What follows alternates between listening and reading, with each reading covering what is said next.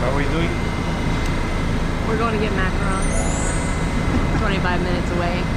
Yeah. Because I loved them in December. And I haven't stopped thinking about them. And you love me? I do.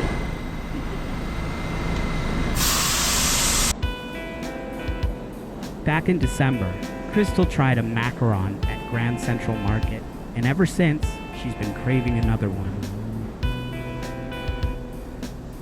So today, we're making the 25-minute subway trip just to satisfy that sweet tooth. And after that, we're heading out for a nighttime walk on Times Square.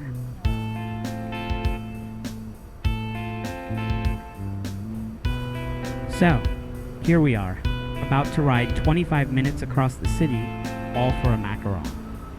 But hey, sometimes a craving hits, and there's only one spot that can satisfy it.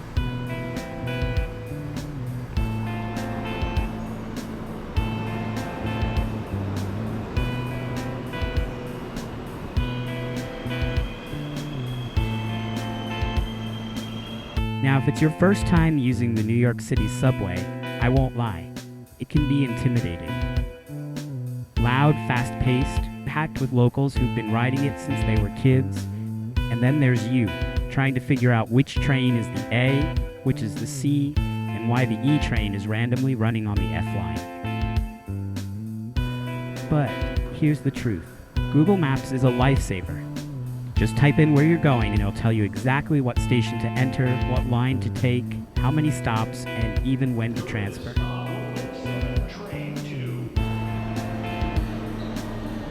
Well, most of the time. Because yes, even with Google Maps, we messed up. Took the right train, going the wrong direction.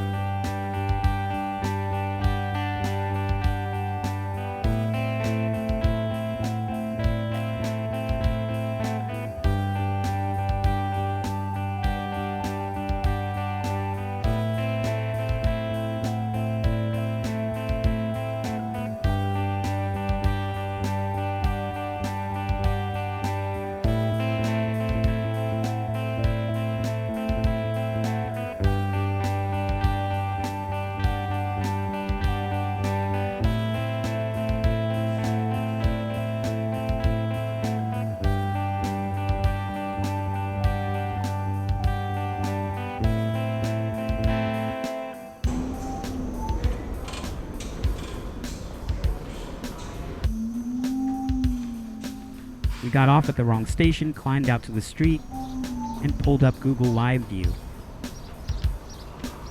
You know, that feature that shows giant arrows over the real world with your camera? Lifesaver. Highly recommend. Okay. Alright, we made it to the right station this time. Onward we go.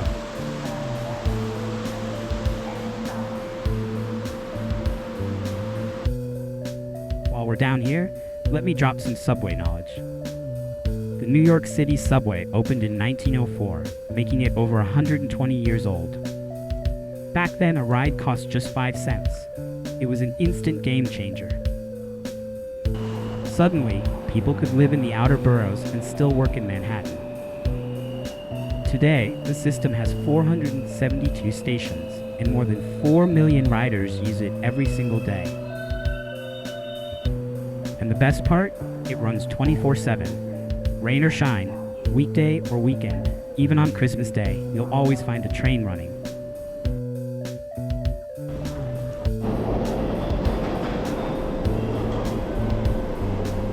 But let's be real, it's not always glamorous.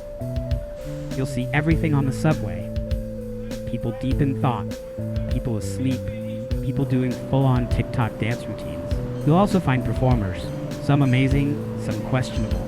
You might even get a mini concert between stations. Then there's the not so fun part, the smell. Some stations smell like pizza, others don't. And when the train's packed during rush hour, prepare to become one with the person next to you, especially in the summer. Still, it's all part of the New York experience.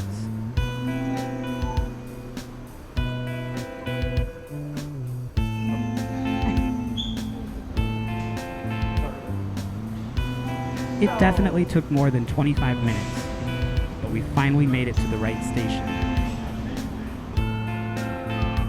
Now we're back on the street, heading toward Grand Central Market. And as we walk, we're serenaded by the sweet sounds of New York City.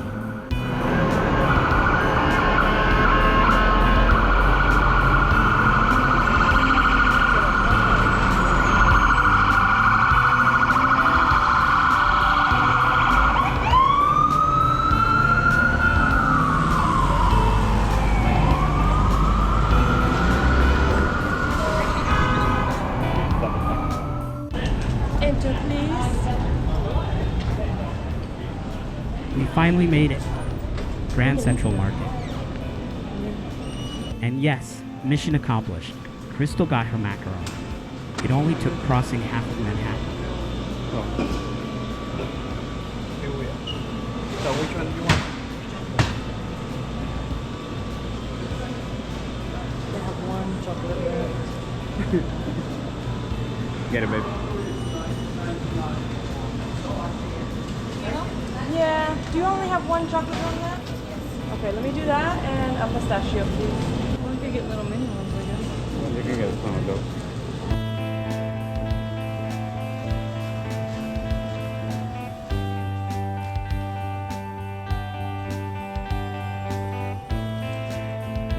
The market itself has this great mix of energy and elegance. It's not huge, but it's packed with vendors selling fresh bread, cheeses, cured meats, gourmet chocolates, and pastries that look too perfect to eat. It's like a tiny European market dropped into the middle of a New York landmark.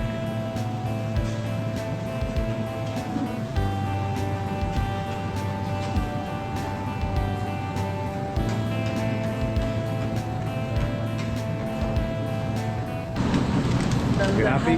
The last one. Try it. No. Good. I've been thinking about you.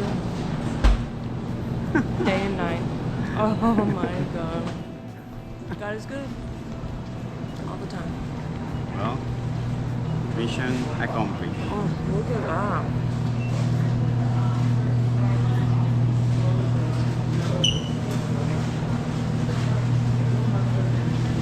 It's real love when I share my chocolate. Oh my god, I got the last freaking one. The panic I saw, I couldn't see any of him.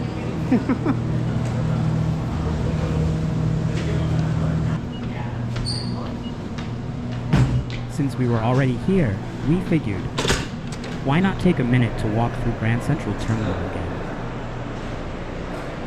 No matter how many times you visit, it never loses that wow factor.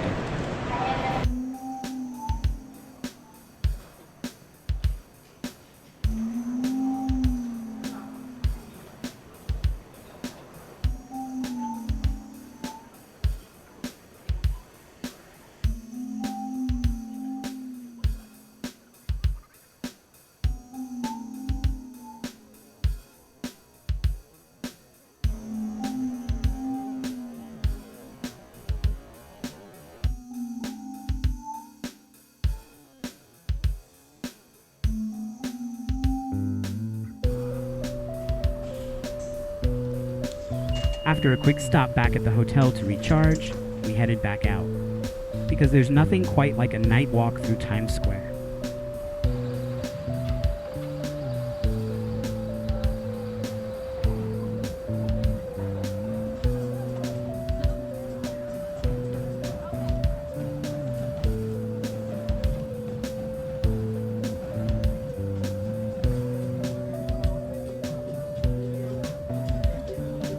It's almost 11 p.m. and Times Square is anything but asleep.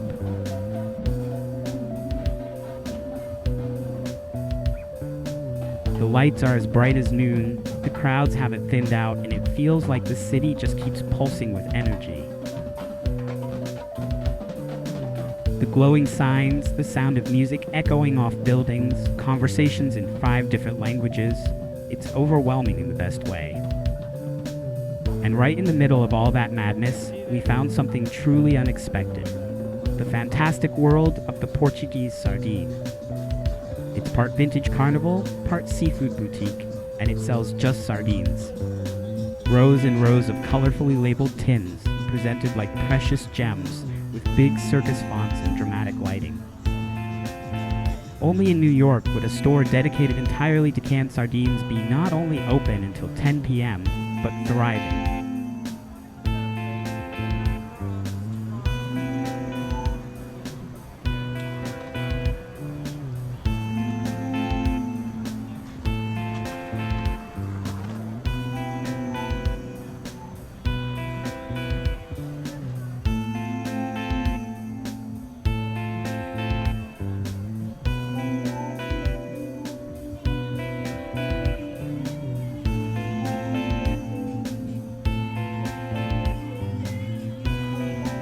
Everywhere you look, something's happening. Street performers, tourists, flashing billboards the size of apartment buildings.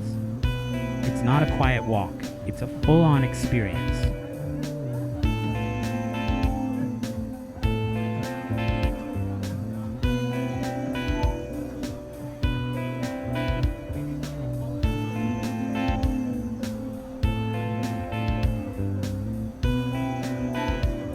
Above you, the LED screens never stop moving. Some of these billboards are over 7 stories tall, and it costs companies millions of dollars a year just to have their ad up here. But the exposure? Insane. Over 50 million visitors a year walk through Times Square. It's one of the most photographed places on Earth. Every storefront here fights to outshine the next, and honestly, they're all winning.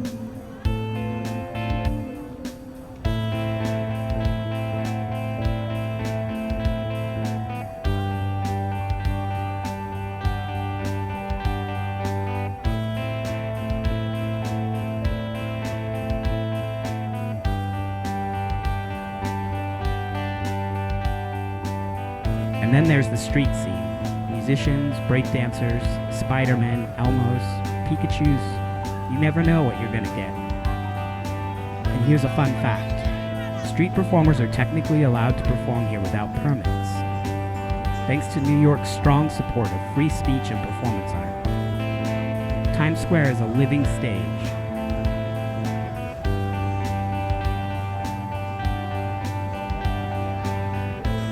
People come here to perform, to connect, to hustle. And tourists? We just stand here, mouths half open, soaking it all in.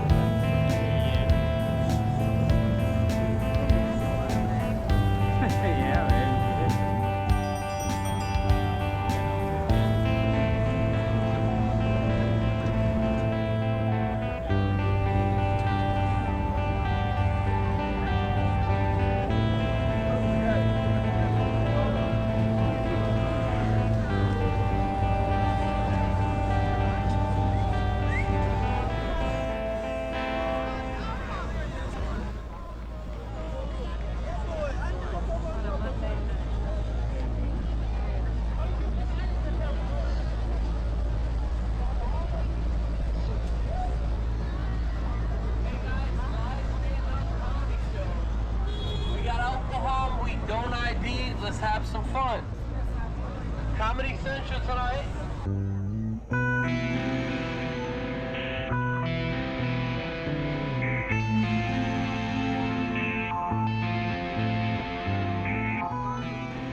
believe it or not, Times Square wasn't always this shiny. In the late 1800s, this area was known as Long Acre Square, and it was mostly horse stables and carriage workshops. In 1904, when the New York Times moved its headquarters into a new skyscraper at the intersection of 42nd Street and Broadway, the city renamed the area Times Square and lit it up with the city's first moving electric sign that same year.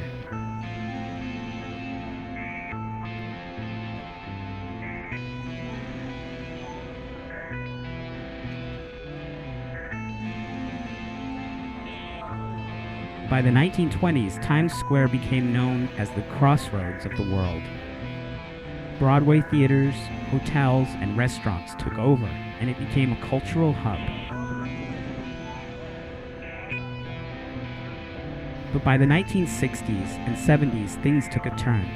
Crime skyrocketed, and Times Square became infamous for adult theaters, drugs, and a sense of danger.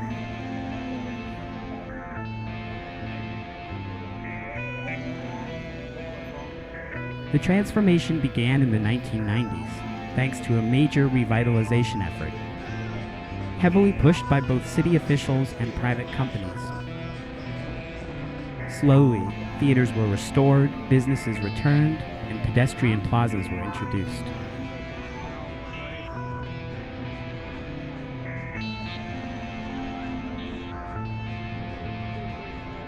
Now, Times Square is one of the safest and most visited areas in the city. One cool detail: the famous New Year's Eve ball drop has been happening here since 1907, and it's only missed 2 years since, in 1942 and 1943, during wartime blackouts.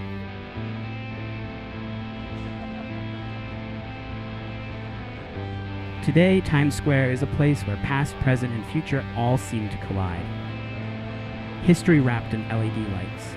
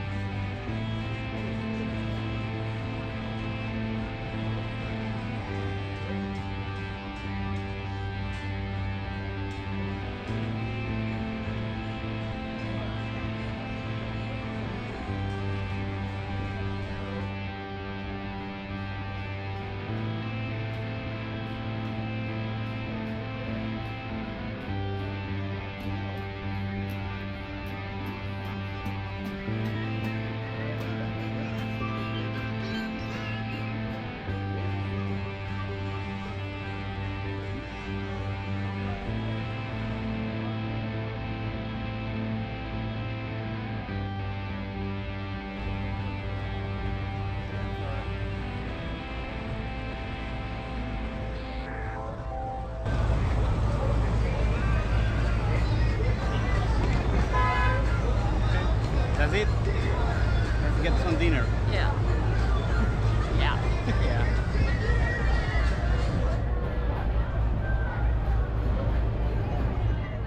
Thank you so much for watching the video. If you enjoyed it, let us know what you think in the comments below. We'd love to hear from you. Don't forget to give it a thumbs up if you enjoyed it, and make sure to hit that subscribe button and turn on that notification bell so you don't miss the next video.